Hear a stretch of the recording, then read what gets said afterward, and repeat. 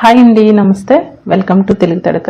ఈరోజు వీడియోలో అన్ని ఇంట్లో ఉన్న ఇంగ్రీడియంట్స్తోనే చాలా హెల్తీగా తిన్న కొద్దీ తినాలనిపించే తమిళనాడు స్పెషల్ స్వీట్ రెసిపీ ఒక్కరాయ్ ఎలా చేయాలో చూద్దాము. ఇలా చేసి దేవునికి నైవేద్యంగా అయినా పెట్టచ్చు, లేదా స్వీట్ తినాలనిపించినప్పుడు ఇలా హెల్తీగా చేసుకోవచ్చు. నోట్లో వేసుకుంటే కరిగిపోతుంది, అంత బాగుంటుంది. తప్పకుండా ట్రై చేయండి. ముందుగా మందంగా ఉన్న కడాయిలో 2 కప్పులు పెసరపప్పు వేసుకొని లో ఫ్లేమ్లో దోరగా వేయించుకోవాలి.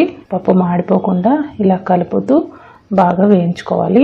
లో ఫ్లేమ్లోనే వేయించుకోవాలి, అప్పుడే మనకి పప్పు బాగా వేగుతుంది. లోపల వరకు పచ్చి పచ్చిగా కాకుండా ఉంటుంది. ఇలా వేగిన తర్వాత చూడండి, మంచి కలర్ అనేది వచ్చింది మాడిపోకుండా. ఇలా వేగిన తర్వాత కుక్కర్లో వేసుకొని 1కి 2 సార్లు పప్పును కడుక్కొని ఇప్పుడు ఇందులో 4 కప్పులు నీళ్ళు వేసుకొని కుక్కర్ మూత పెట్టి మీడియం ఫ్లేమ్లో 2 విజిల్స్ వచ్చే వరకు ఉడికించుకోండి. మనకి మెత్తగా పేస్ట్లో ఉడకక్కర్లేదు.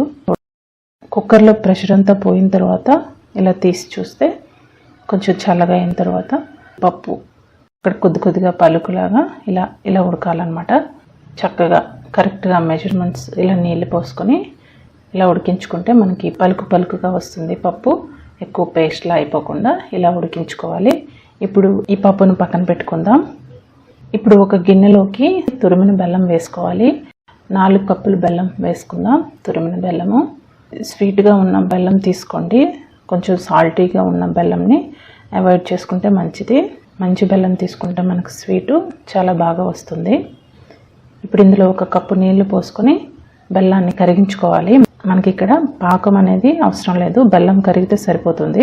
చూడండి, ఇలా బెల్లం కరిగాక ఈ నీళ్ళని పక్కన పెట్టుకోవాలి. ఇప్పుడు ఇదే కడాయిలోకి 3/4 కప్పు నెయ్యి వేసుకోవాలి. మనకి ఈ స్వీట్కి నెయ్యి కొంచెం ఎక్కువే పడుతుంది. నెయ్యి ఎంత ఎక్కువ వేసుకుంటే ఈ స్వీట్కి అంత బాగుంటుంది. ఇప్పుడు నెయ్యి కొంచెం వేడెక్కిన తర్వాత ఇందులో 1/2 కప్పు వరకు జీడిపప్పులు వేసుకోవాలి. దోరగా వేయించుకోవాలి. చూడండి, ఇలా వేగిన తర్వాత 1 కప్పులో తీసుకుందాం. తీసుకొని ఇప్పుడు ఇదే నెయ్యిలోకి 1 కప్పు ఉప్మా రవ్వ వేసుకోవాలి. బొంబాయి రవ్వ అంటారు కదా, ఉప్మాకి మనం వాడతాము. ఈ రవ్వను వేసుకొని మీడియం టు లో ఫ్లేమ్లో వేయించుకోవాలి. చూడండి, నెయ్యిలో ఇలా చక్కగా వేగాలన్నమాట. నూక ఈ కలర్లో వచ్చినంత వరకు వేయించుకోండి. ఇలా వేగింది కదా, ఇప్పుడు ఇందులోకి మనం ఉడికించుకున్న పప్పుని వేసుకుందాం. పెసరపప్పుని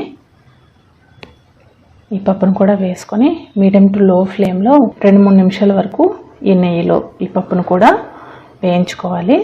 ఒక 2-3 నిమిషాలు బాగా కలుపుకున్న తర్వాత ఇప్పుడు ఇందులోకి ముందుగా రెడీ చేసి పెట్టుకున్న బెల్లం నీళ్ళని వడకట్టుకొని వేసుకోవాలి. ఇలా వడకట్టుకొని వేసుకోవడం వల్ల బెల్లంలో ఏమైనా డస్ట్ ఉన్నా మనకి తీసేయచ్చు. ఈ రవ్వ బెల్లం నీళ్ళు వేసుకున్నాం కదా, ఈ నీళ్ళతో బాగా ఉడికిపోతుంది. ఈ నీళ్ళు సరిపోతాయి. మరొక 5-6 నిమిషాల పాటు మీడియం ఫ్లేమ్లో ఇలా బాగా కలుపుతూ ఉడికించుకోండి. మొత్తం బాగా కలిసిపోవాలి. ఇలా చక్కగా కలుపుకోండి. నూక ఈ పప్పు మొత్తం ఉండలు లేకుండా ఇలా చక్కగా కలుపుకొని ఉడికించుకోవాలి. ఇలా ఒక 5-6 నిమిషాల పాటు చక్కగా కలుపుతూ ఉడికించుకోండి. చూడండి, ఇలా కలుపుకున్న తర్వాత ఇప్పుడు ఇందులో 1 టీ స్పూన్ వరకు యాలక పొడి, మనం ముందుగా వేయించుకున్న జీడిపప్పులు, కిస్మిస్ అయినా వేసుకోవచ్చు, లేదా మిగతా ఏవైనా డ్రై ఫ్రూట్స్ వేసుకోవచ్చు. బాదం పప్పు కూడా నేతిలో వేయించి వేసుకోవచ్చు. మీకు నచ్చిన డ్రై ఫ్రూట్స్ వేసుకోండి.